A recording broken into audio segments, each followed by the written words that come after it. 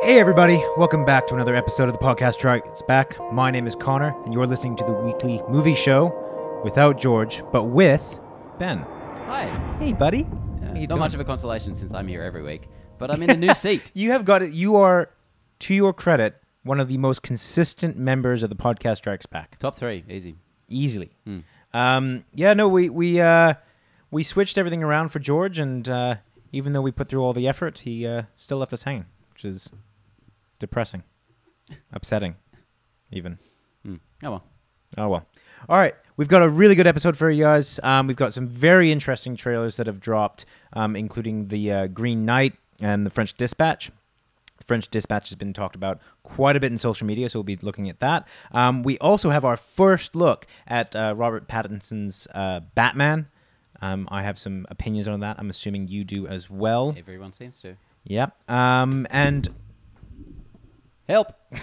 and a whole bunch of other silenced. things. What's just happened? Oh no! My microphone. Sorry, everybody. There's been some slight technical difficulties. Ben has ruined his microphone.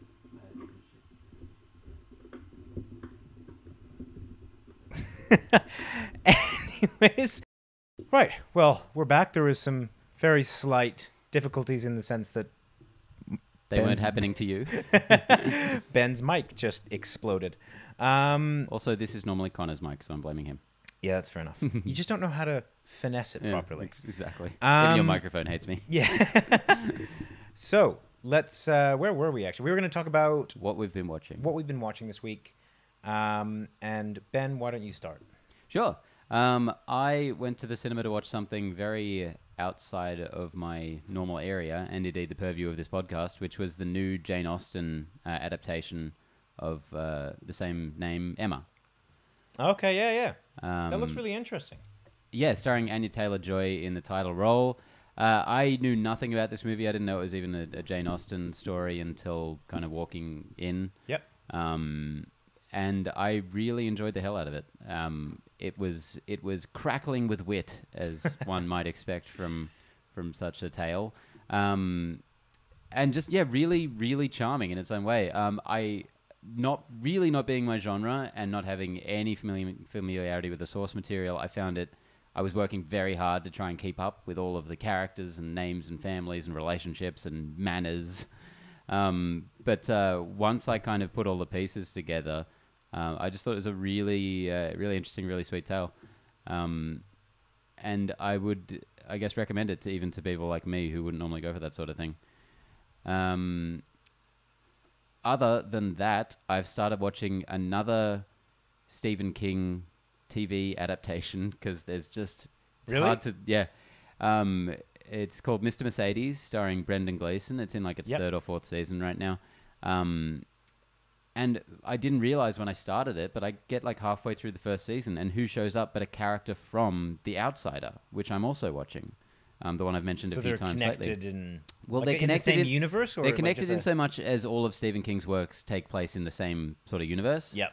So it's the same character, very, very different actor, and a very different performance. But it was still really interesting to see the connection between these and kind of get a bit of background on the character I'm really loving in the other series. Yeah. And I'm really liking this show as well. This one is obviously like 3 seasons in, so I'm able to just kind of like marathon it, and that's really handy for something that's kind of like a murder mystery or really intriguing story. So that's pretty much all I've been doing. About yourself? Very cool. I attempted to start the Young Pope series that we spoke about last week on the podcast. Interesting. There's been a bit of advertising for the new one, which is the New Pope, I believe, with John Malkovich. I had seen that, they had done a lot of advertising for the Young Pope, what was it, 1 or 2 years ago.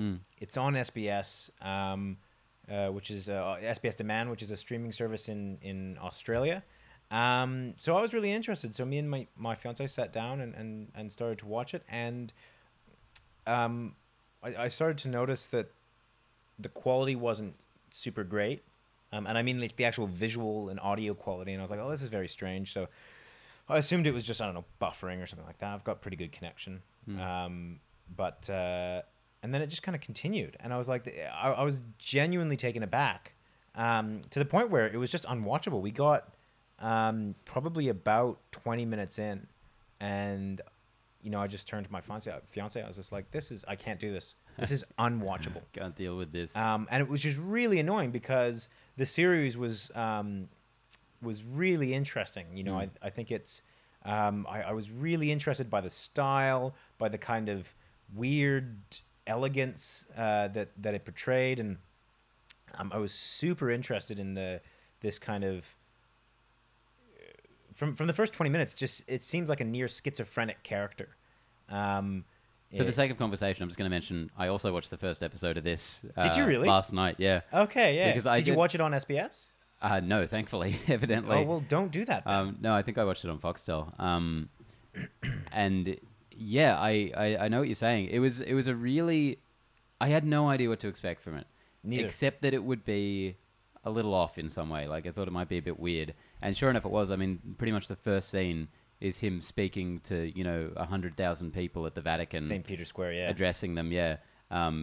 Just saying that they've forgotten the virtues of masturbation. And I'm like, this is an interesting show, and I like it so far. That's it. I was so on board.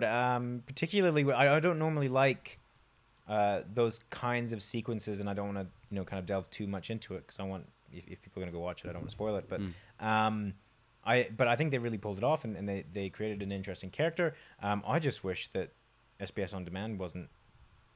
I don't know what's going on. I've tried to fix it a couple of times, but just not a great get. Even after all that money we're paying them, I know, right? Free streaming service, but also with ads. Yeah. And I was looking it up. It's meant to be HD and all that. So no, I think I might just purchase that one on iTunes and then watch it that way. Cause I didn't want to mention it this week because I thought that first episode was so interesting. I really wanted to get more of a feel for the series. Yeah, and look,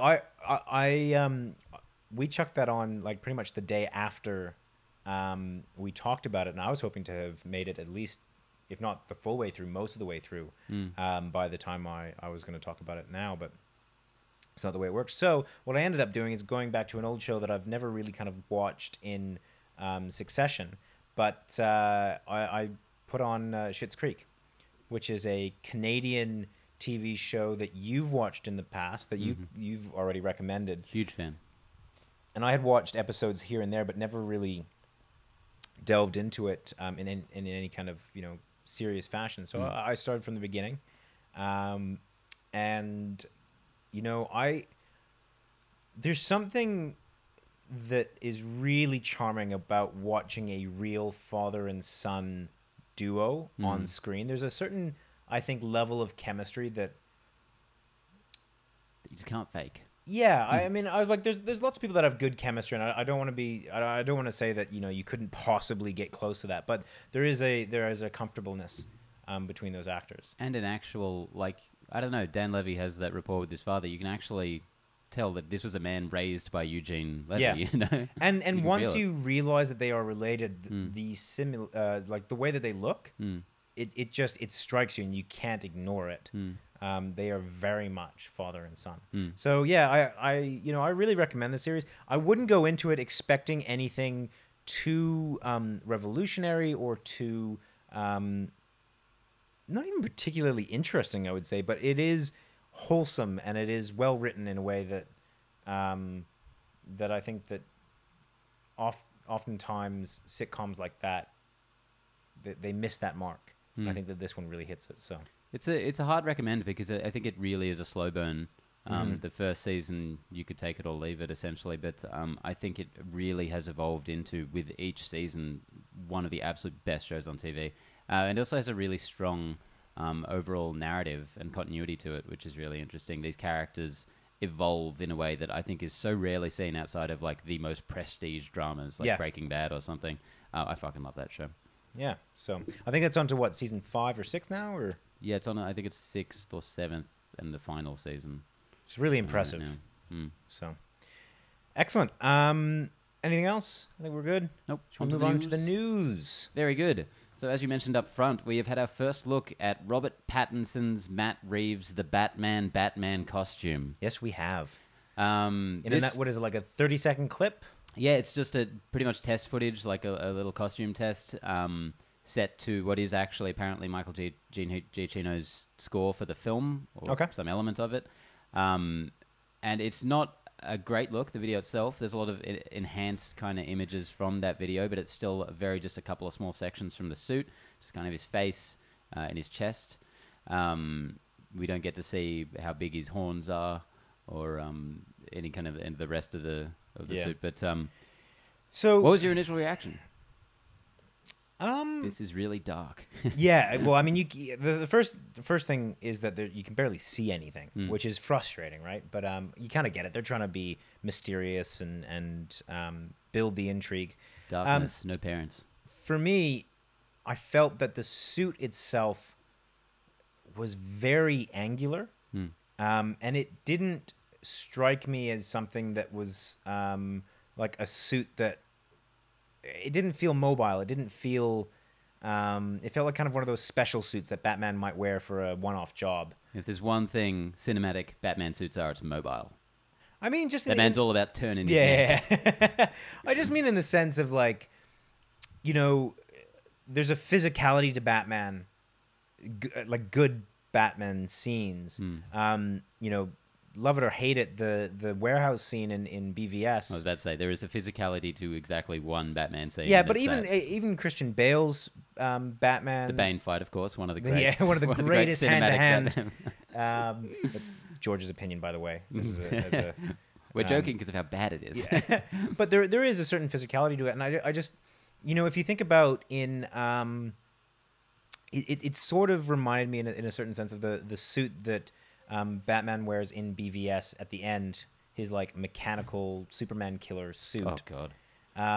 Not quite that heavy. The Lego Batman. Yeah, not quite that heavy, but certainly in that kind of very angular, very like.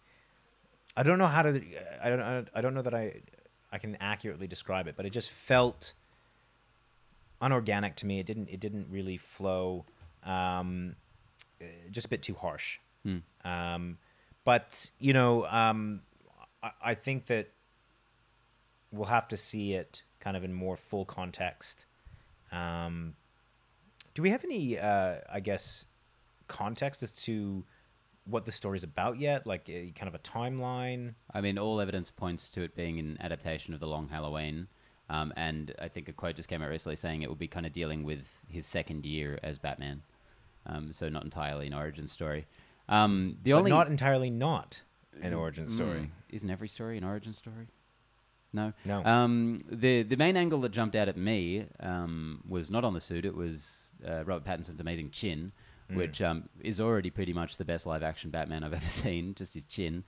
The suit itself, though, I fell in love with immediately. Really? I saw a picture of the face, like kind of a lightened-up image on an article before I saw the video, and I was like, holy shit, that looks amazing.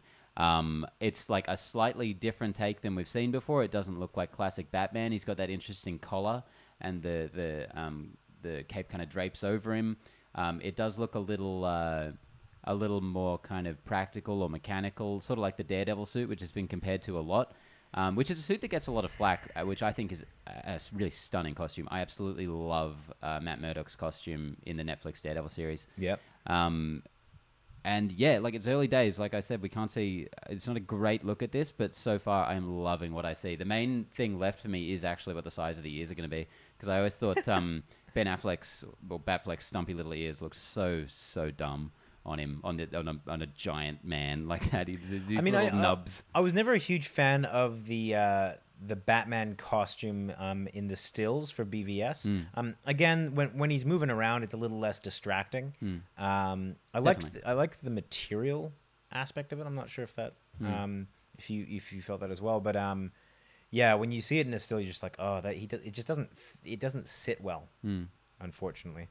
Yeah, I want to see it in motion. I want to see it. In a little bit more broader context, and then we can see how we go from there, I think. Yeah, I can't wait. I'm really excited for this movie, which is probably a bad idea. As a bit of an aside, did you happen to read the article about Affleck and his... he recently talked about leaving Batman. Why he bailed from After Justice League and everything. Yeah, I did. Yeah. What did you think about just kind of another article or? Standard, yeah. I mean, what we all assumed, he got really hard into alcoholism, which is horrible, but that's what was reported on at the time. Very sad. It's nice that he's open about it. Yeah. And it's better for everyone. I think so. He seemed to hate what he was doing at the time. No one liked what was coming out of DC. I think he's got to be like the second most upset person with the franchise that they're in. The first being Daniel Craig, surely. Yeah. Or at least pretty close. Yeah. Anyway. Cool. Next up, with an estimated 57 million 3-day performance, Paramount's Sonic the Hedgehog has topped last May's Pokemon Detective Pikachu to become the largest 3-day opening ever for a video game adaptation. Now, this is just speaking in American numbers. I think Pikachu did a little better worldwide. However, Sonic the Hedgehog did have, I think it was President's Day, was it just in the States? Which would made a 4-day weekend, and they got up to 70 million with that 4th day as well, which That's is wild. Really, like, obviously not, in terms of blockbusters in the whole spectrum, not amazing, but much better than projections for this film and really good for a video game adaptation. Much better than I would have expected. Yeah, so I think a lot of us had kind of written this movie off, especially after they buckled to fan pressure and said, okay, we're redesigning. But I guess they actually engendered a lot of goodwill with that, which was what they were trying to do. And of course, it being a kids' movie, I guess it had enough of a built-in audience to kind of just push it over the level as well. I'm shocked that this movie did better. Like, numbers aside, that this movie did better than Pikachu. Yeah. Just on that 3-day opening.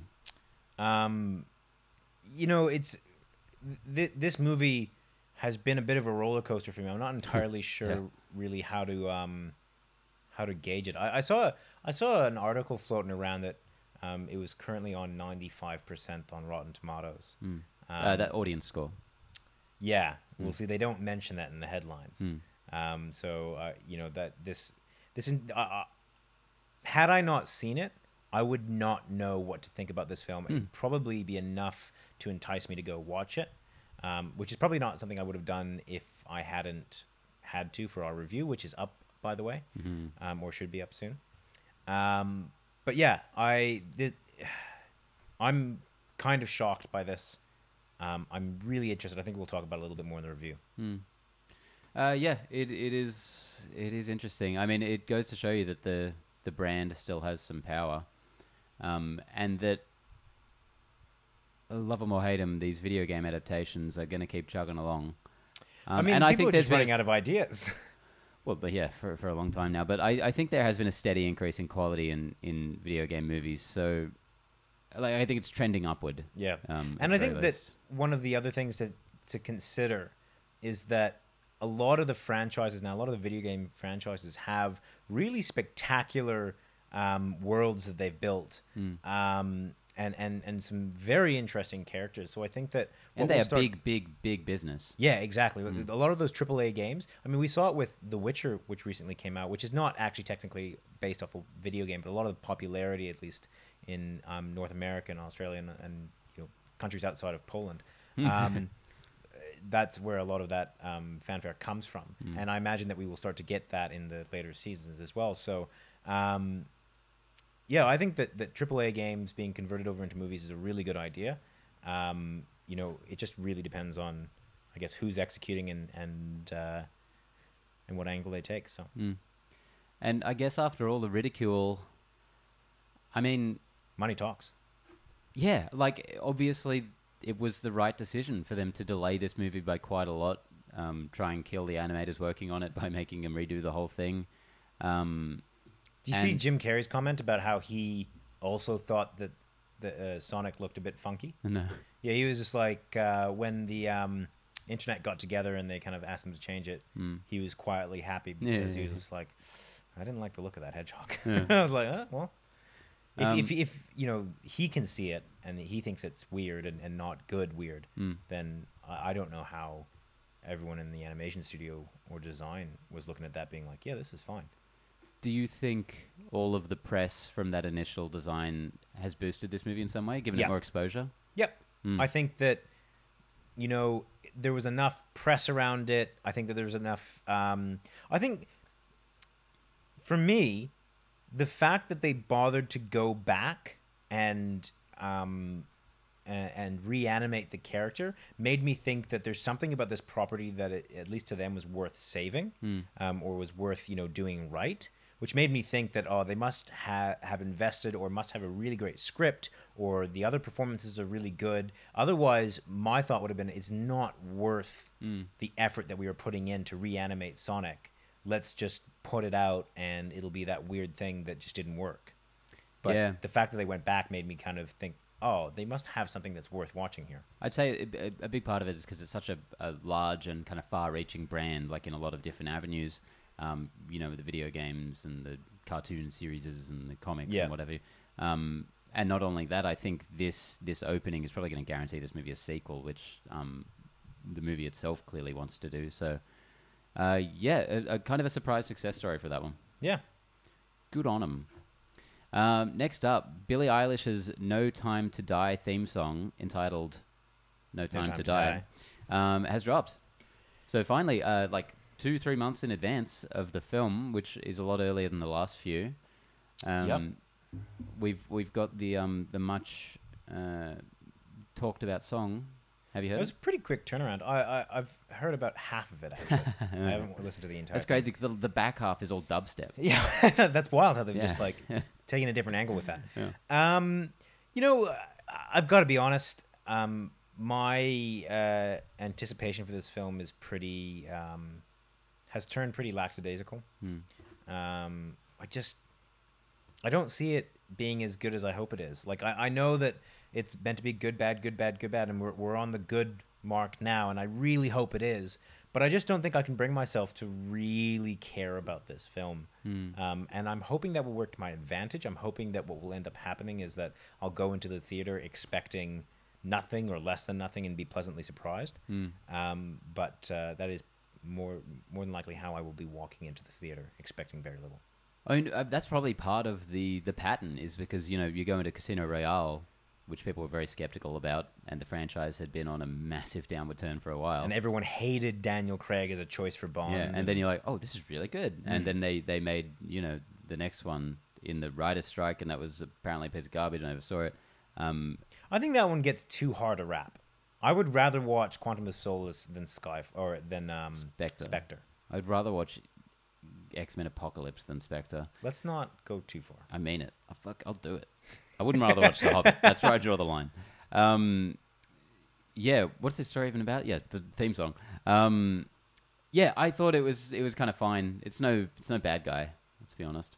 Are you a big Eilish fan? No, that's the only song I've heard. Okay, well, there you go. Well, one of the two now, I guess. At present, and it could definitely grow on me because they have in the past, but this is my least favorite Daniel Craig song. That quite easily. White one was... I didn't like that one. The Jack White one? Yeah.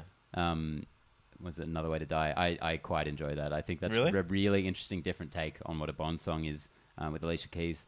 And of course, Chris Cornell, the Casino Royale, You Know My Name, is a fucking all-time banger.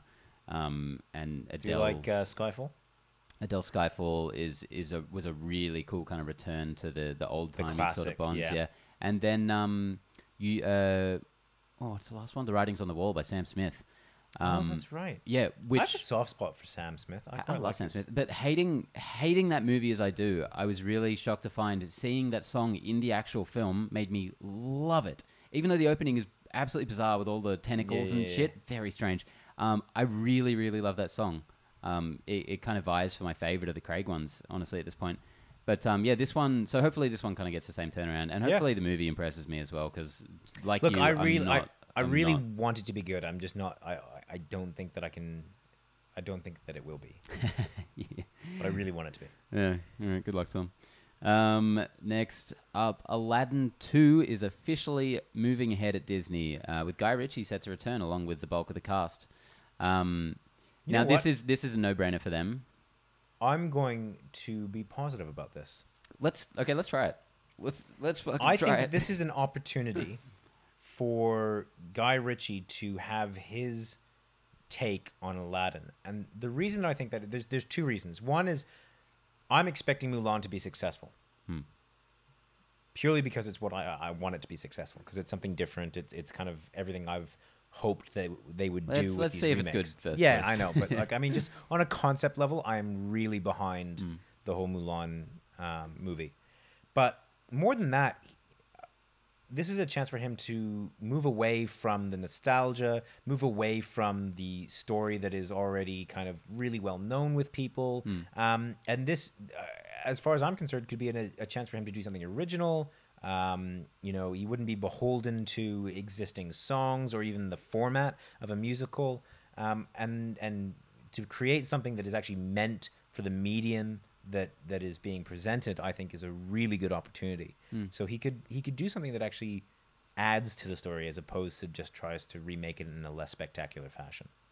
Yeah, I really largely agree because that first movie was probably the most jarring film I've ever seen in terms of quality. I think I had a stronger reaction to it than you two guys did, but I honestly thought the worst parts of that film were much worse than I expected from that trailer. And the better parts were like 10 out of 10 good for me. So I was getting like whiplash from it because I'm like... It was a really bizarre I was like film. sitting in the cinema almost embarrassed to be there for a lot of it. And then I'm like, this is so good. And I've never seen a movie go up and down like that. The market chase scene is still an all-time low for me in terms of like... What are they doing with that great song? And just the physicality of the scene is just, it's lost in a live-action remake. It's like green screen on a green screen. Yeah, it's just fucking weird. But yeah, then when it just turned into like a relationship comedy with these charming actors, I'm like, this is really good. So yeah, I apparently, or I think they're not going to be doing what the animated sequels did, which is good because the first one was like a straight-to-video sequel. I think that was just kind of a backdoor pilot for the TV series. Robin Williams didn't even return. So yeah, hopefully they can figure out something to give it its own identity and move forward like that. I am weirdly optimistic with this. That being said, I feel like Aladdin #1 was like the least Guy Ritchie you could ever make a Guy Ritchie film. Like, See, it's no, like, why did he do I see this? what you're saying. Yeah. But on a concept level, it makes sense. I disagree. You're talking about a character that is a street rat that is, meant to be a little bit kind of cheeky, running away from the law. Him and his best mate go around stealing things. I mean, like that has Guy Ritchie on a concept level written all over it. So I think that from that aspect, I was kind of hoping that he was going to bring a little bit more Guy Ritchie-isms to it.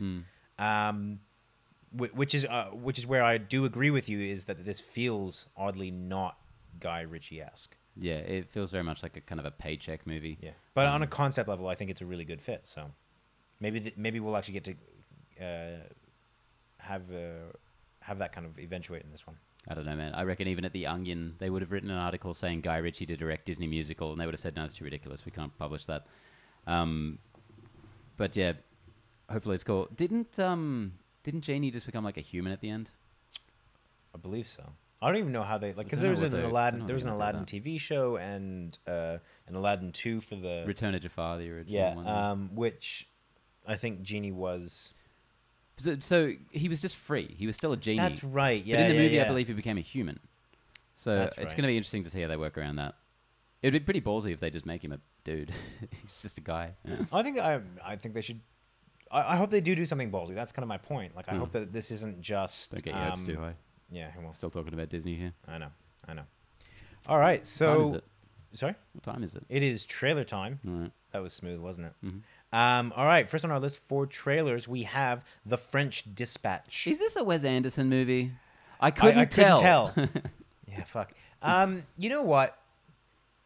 My first reaction was just that, and I was kind of a little bit, I don't know if I'd say, a bit over it. I was like, fuck, we get it. You're in a tour. You've got a style. But the more I think about it, if there's anyone that has, I guess, solidified themselves or at least earned a style or earned the kind of repetitive nature, it's got to be Wes Anderson. And I kind of have to give props where props are due. He makes it look good. So I kind of give it a pass on that sense. You know, I do tend to like directors that try and expand a little bit.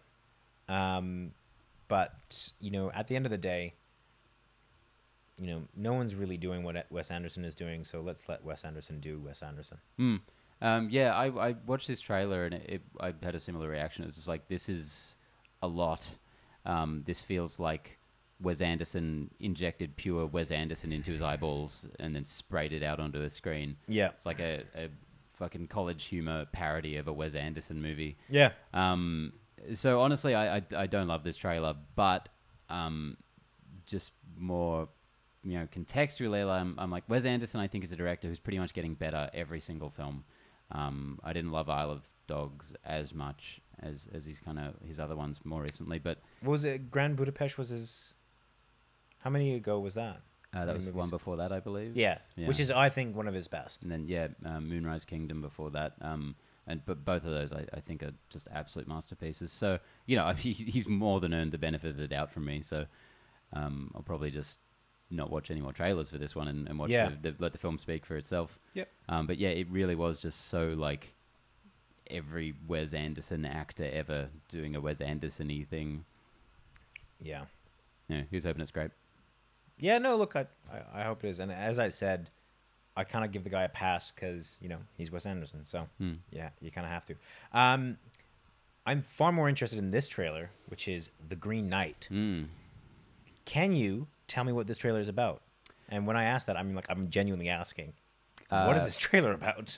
I can. It's about a knight of the Round Table. Which one? Doesn't matter. Dev Patel. Yeah, exactly. Yeah, and I was about to say Dave Patel. I was like, that's not his name. I think he's like the nephew of King Arthur or something. But he has to go on a quest of some kind. I would not have been able to garner that necessarily from the trailer itself. Yeah, no, I haven't read anything beyond just seeing the trailer. I had to look at it now. The wrap up is that a headstrong nephew of King Arthur embarks on a daring quest to confront the Green Knight. This is, if I'm to be honest, I kind of don't want to see another trailer. I kind of don't want to read another synopsis. Correct. I just kind of want to see this film, and I want to see it now. Yeah, this is like my trailer of the year so far. This is so amazing, so taking, so very A24-y. But it also feels like if Del Toro directed an A24 film. Which or if A24 directed a Del Toro film. Yeah, I mean, one or the other. I'm really fascinated by this, and I love the visual styling of this film. It is so good. Just like, I mean, I could have turned this trailer off after that very first shot, which is just the crown or whatever coming down and him just setting on fire. I'm like, what the fuck is going on here? It's so intriguing. And the cast is a good sign as well. He's got at least 2 cast members from The Witch, which I think is really encouraging. The mother, and Ralph Ineson, the father from The Witch, who has the most amazing voice of anyone in the world, I think, is playing the Green Knight. Yeah. Which is really cool. And Dev Patel, man, I'm just waiting for him to break bigger than he has yet, because I think he is one of the greatest stars. I feel like watching him in Skins like a decade or a decade and a half ago. It's a bit bizarre, isn't it? I was like, this guy's kind of cool. But then you just see him in these other things and taking dramatic roles and comedic roles. Well, his big breakout beyond Skins, I believe, was the Slumdog Millionaire, which I was not a huge fan of, but that suffered from it wasn't as good as the book, which is really unfortunate. There's a book. Yeah, it's called Q&A. I mean, for anyone that likes reading out there, check out Q&A. It's 10 times better than the movie, which is usually the If you liked reading, you wouldn't be listening to this podcast. I do occasionally read, yeah. Yeah, but then last year he was in Hotel Mumbai, which I thought he was such a strong presence in, and such like a grown-up adult man character. Yeah. I'm like, wow, when did that happen? As well as what was he in previously? Lion as well. Yeah, where he had an Australian accent, which I thought was really impressive because I thought it was like a spot-on accent. It's hard to do. I mean, you've never figured it out. His ability to switch accents is, I think, really quite impressive. He's done quite a few now, and he's like a Taekwondo champion or some shit like that. Like, really? He's a genuinely impressive human being. Yeah. Well, I'm so keen for this. Yeah, I think that A24 is pretty consistently coming out with some top-notch stuff. This doesn't seem to be breaking any strides with that, so I'm on board. And that's it for the trailers, unfortunately. That's it. We got a really short episode this week. I don't even think that we have a question of the week. Damn. I didn't even think about it. Ben, can you think of a question that you would like to ask? Yes. We probably do have a question of the week, and we've been really disorganized this week. You know, as you can probably tell with the episode coming out a day late. And I did my job. Like that. Sorry? I did my job. Yeah, you showed up. No, I don't have a question. I always look at. I said this last time. I always look at the posters to find inspiration. That actually worked for me. When are we going to get another frame for the poster that doesn't have a frame? That is not the kind of question I wanted. I'm sick of sitting in front of that thing. What is your favorite Shazam? Which is my favorite Captain Marvel movie? It's Shazam. Yeah. Mine's Captain Marvel. No, it isn't. Not. No, it's not. It's Shazam. God damn you. Okay. What is one? We probably already had this one, but what is one movie that you think should never be remade? We have had this, and I think I said the same thing last time, but Back to the Future, because it's perfect. Have you seen that recent post that's been going around? That's the deep fake. Yeah, Robert Downey Jr. and Tom Holland. It took me a while to realize what was happening. Because I was like, at first I was like, they have done a spectacular job at making this look like the same scene. Like they've clearly gone to the same set. Yeah. They've dressed up people exactly. And then I was like, all right, actually this is a bit too good, because I had to watch it 2 or 3 times. And yeah, I was really impressed with how good they made it look. I haven't watched it, man. Deepfake, it's scary shit. It genuinely worries me. And now with what they're able to do with voice modulation and it genuinely it's a bit of an issue. What are the voices in the video? Is it just the original? It's the original voices, yeah. I couldn't quite tell at first. Like, I'm pretty sure those actors could do those characters pretty damn well themselves. I would love to see them recreate those scenes and see how close they could get it. Because, in terms of how they looked, if you just take Robert Downey Jr. and you take Tom Holland, they're not far off. Yeah. I think that was what makes a really convincing deepfake is when they're fairly similar already. Yeah. Anyway, do you have an answer? Something should never be remade? For me, this is not just because I'm looking at the poster. But for me, it is Lord of the Rings. I'm pretty sure that's what you said last time too. Probably, yeah. I just think that in terms of a film that they were able to put onto screen, that has a bit of a timeless quality to it. Even though it was revolutionary for its time, I think that the magic of that movie is beyond the visual effects, and they're already quite dated for some scenes at least. But cave troll. The cave troll. I love their use of miniatures, but you can tell in a lot of scenes that it is miniatures. But I just think that that film has so much heart at its core. I would not mind if they redid The Hobbit. I could definitely survive them scrapping what they have and I think they owe the world. I think they should. I actively think it. And it's so weird to have in the same kind of quote unquote franchise to have one that should never be touched again and one that should definitely be scrapped and remade. Yeah, like eradicated and then remade. Just never admit that ever happened. Just what they should do? They should just announce one day, like, we're making a Hobbit film. Someone like, didn't you just? Nope, we're making a Hobbit film. Did not happen. First time ever. It's really exciting. Well, anyways, that's the show, everyone. Tell us what you think. Do you want to see Aladdin 2? What did you think of Billie Eilish's song? What do you think of the trailers? What do you think of the bat suit? What do you think of the bat suit? People have not been talking about that enough. Exactly. Anyways, go check us out on YouTube, on Instagram, on all those lovely little channels. Go check out our Sonic the Hedgehog review. And until next time, keep watching movies. Keep watching movies. Our classic catchphrase. All right, bye guys. Bye. Thank you. See you, Ben.